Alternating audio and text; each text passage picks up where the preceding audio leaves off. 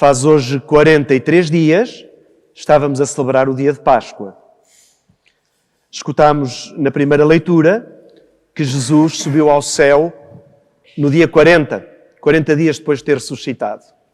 Significa que, feitas as contas, os 40 dias foram na passada quinta-feira, muito conhecida pelos mais velhos como Quinta-feira da Espiga. É importante lembrar isto, porque na quinta-feira passada tive uma consulta de rotina, já é de rotina, e quando estava à espera, era perto das 5 horas da tarde, as senhoras do secretariado faltava 5 minutos para as 5, deviam estar à espera das 5 para picar o ponto, estavam ali, começaram a falar da espiga e do ramo e da espiga, e qual era a origem, qual não era a origem, e uma das senhoras rematou assim: olha, não sei, só sei que é em maio e é à quinta-feira. Nós hoje já sabemos um bocadinho mais. Não é? Quinta-feira da Espiga, 40 dias depois da Páscoa, o dia em que Jesus subiu ao céu. E porquê é que nós temos um raminho de flores selvagens e também das espigas? Porque uma tradição muito antiga, de tal maneira antiga que ainda chega aos nossos dias, diz que os apóstolos, ao ficarem maravilhados com a ascensão de Jesus ao céu, ao descer do monte, apanharam umas flores silvestres e umas espigas que estavam a amadurecer e trouxeram-nas como recordação daquele dia. É por isso que nós, na Quinta-feira da Espiga, ainda vemos algumas pessoas com o ramo da espiga. Lembra-nos este dia, que é um dia ao final da vida de Jesus, do Jesus histórico, e ao princípio da Igreja, porque, como nós escutámos nas leituras de hoje, Jesus passa-nos o testemunho. Jesus encarrega-nos agora a missão de sermos seus continuadores da sua vida, das suas palavras e das suas obras. Gostava só de salientar aqui a ordem que Jesus nos dá, o comentário que São Marcos faz quando Jesus sobe ao céu e depois a repreensão dos anjos aos discípulos quando eles ficam a olhar para o céu. Jesus diz aos discípulos, ordena aos discípulos que eles vão por todo o mundo, que ensinem e batizem toda a criatura. Toda a criatura.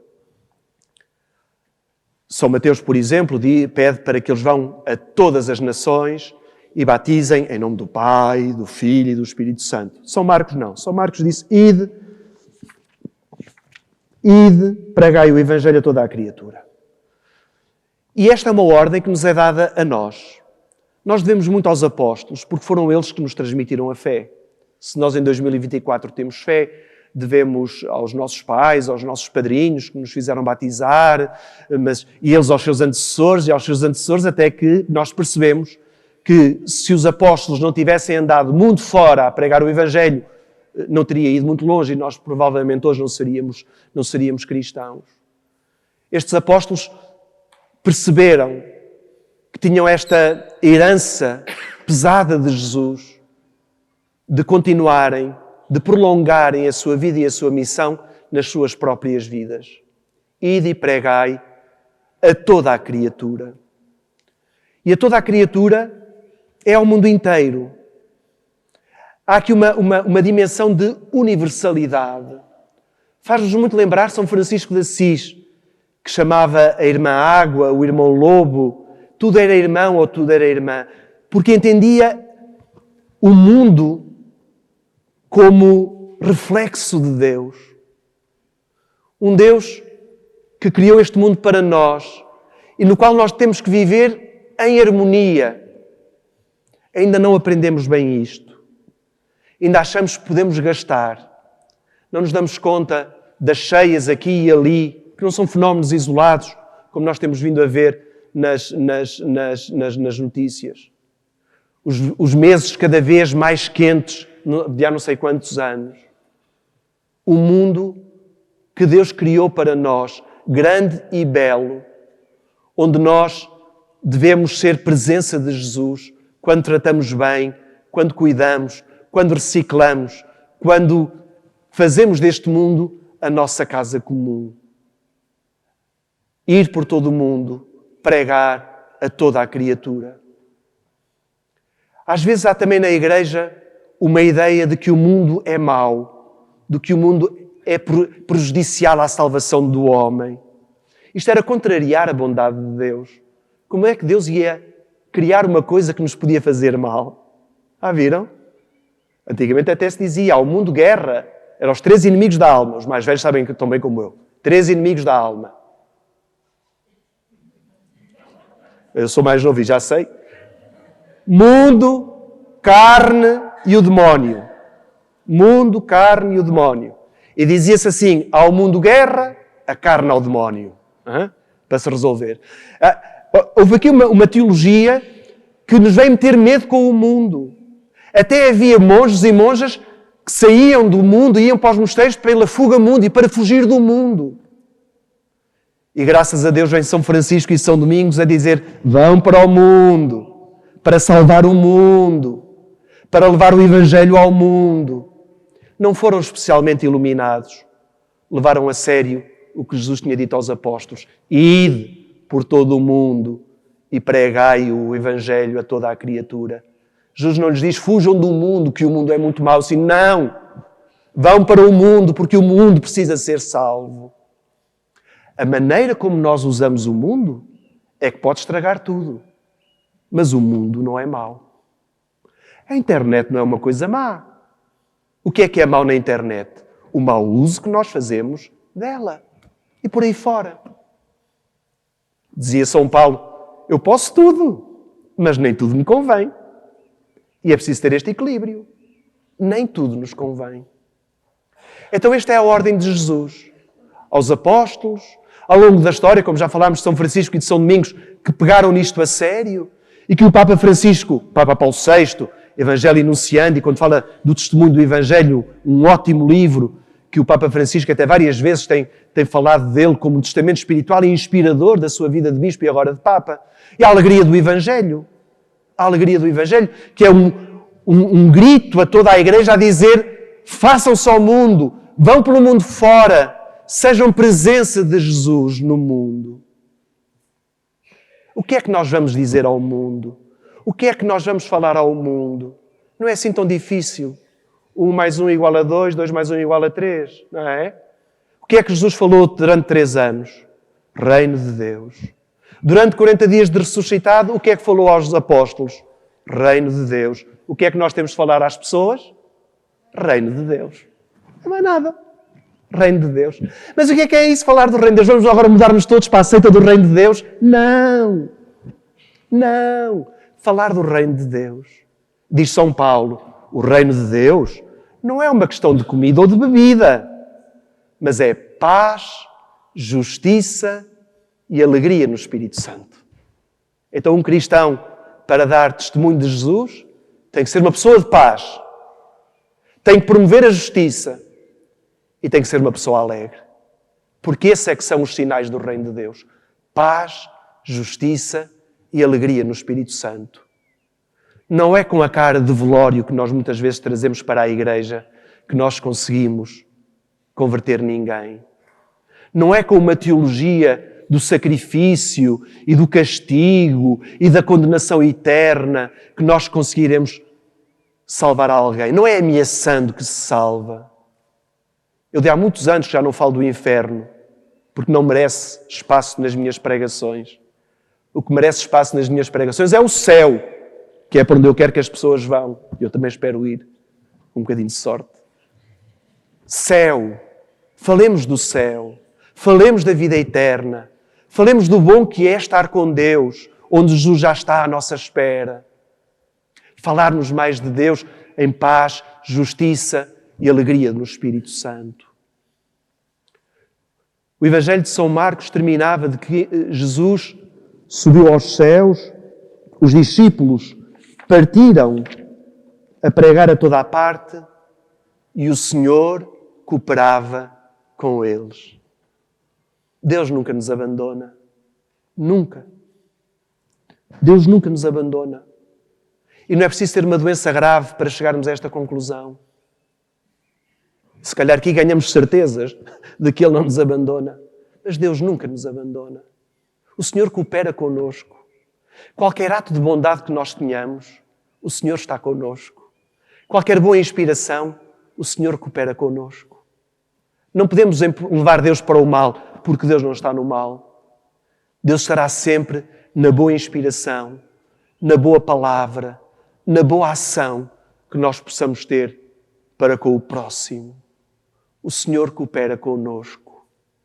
É Ele que nos inspira, é Ele que nos faz ir mais além daquilo que nós muitas vezes imaginávamos. Ao longo desta Páscoa eu tenho dito várias vezes para termos a humildade suficiente de não nos armarmos em protagonistas de nada no cristianismo. É tudo obra do Espírito Santo. Quando nós lemos os Atos dos Apóstolos, é o Espírito Santo que os faz ir, é o Espírito Santo que os inspira, é o Espírito Santo, é o Senhor que continua com o seu Espírito a cooperar com eles. Quando eles têm aquele grande problema nos Atos dos Apóstolos, se Jesus é para toda a gente ou só é para alguns, eles acabam por decidir que Jesus é para todos e numa carta que mandam dizem: o Espírito Santo e nós decidimos. E nós como é que é? Nós e o Espírito Santo. Não, o Espírito Santo e nós.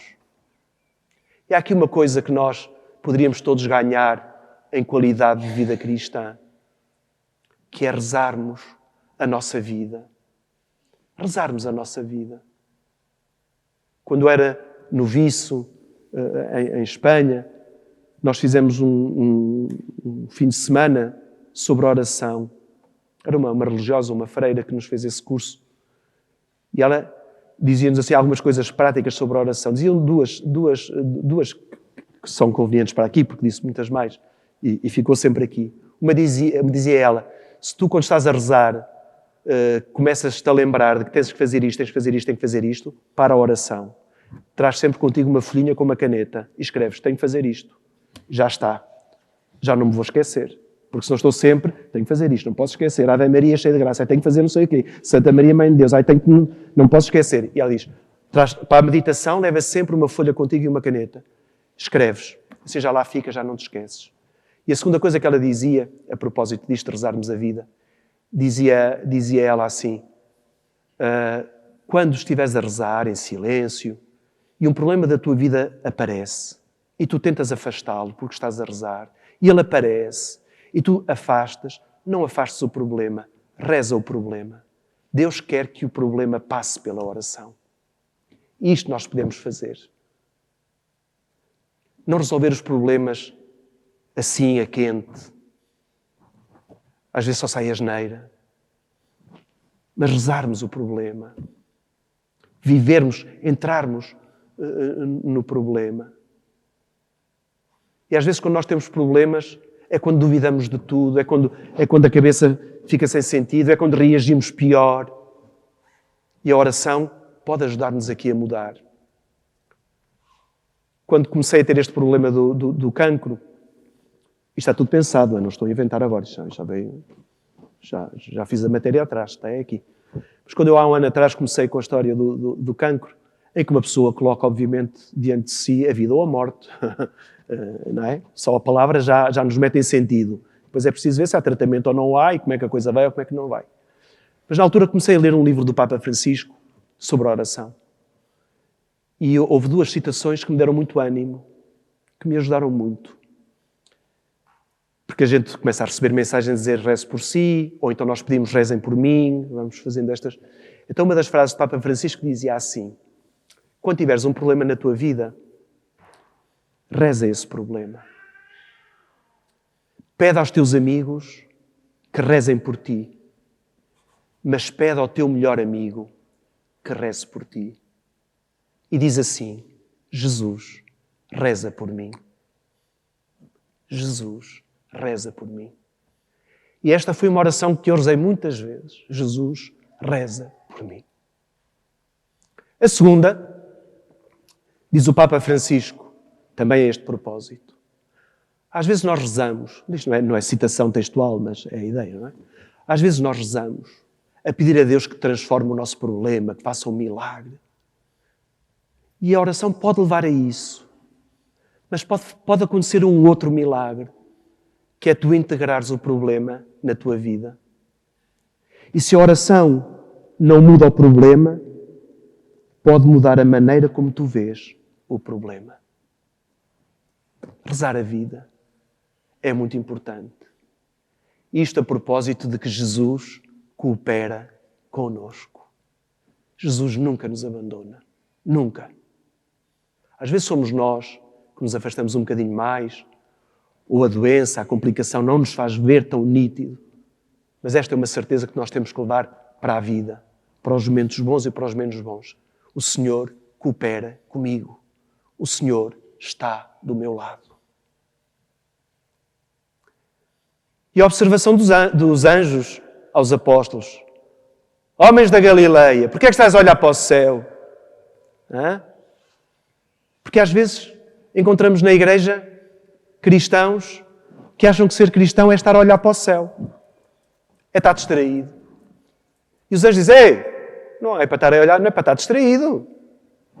Vamos embora. A vida continua.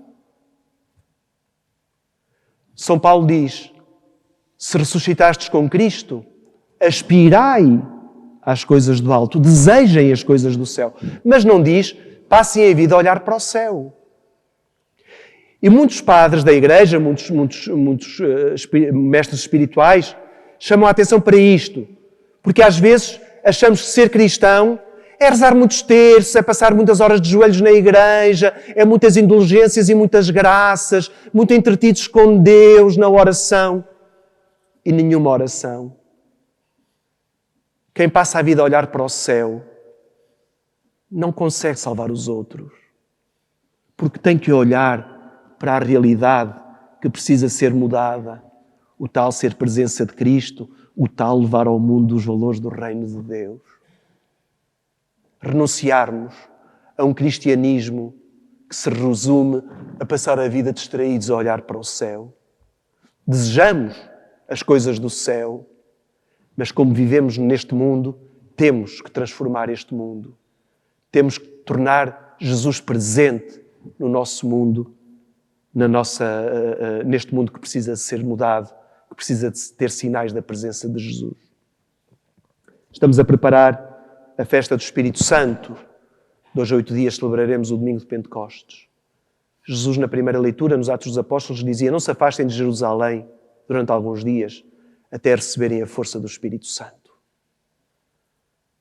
Os discípulos, no princípio, perceberam, estavam cheios de medo, que ia ser difícil anunciar o Evangelho. Mas quando receberam o Espírito Santo, perceberam que não havia nada a temer, havia muito a sofrer, mas nada a temer. E ser cristão no mundo, às vezes, passa por isto. É sofrer, mas não temer. É perceber que seremos incompreendidos. É perceber que seremos gozados. Vão gozar-nos. Vão perguntar-nos porque é que nós vamos à missa, o que é que lá vamos fazer. Vão perguntar porque é que nós acreditamos numa igreja cheia de pecados. Vamos ser perseguidos. Vamos ser falados. Vamos ser gozados. Mas não deixaremos de ser cristãos. Não deixaremos de ser testemunhas de Jesus. Porque Jesus pede que a gente vá a todo o mundo e fale dele a toda a criatura.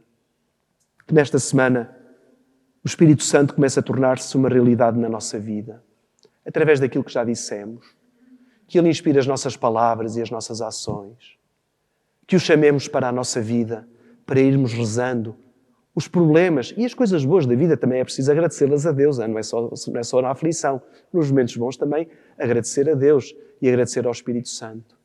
E se alguma coisa boa acontece na nossa vida, em nós ou através de nós, ter a humildade de agradecermos a Deus, que é o autor de todas as coisas boas e o inspirador das nossas vidas.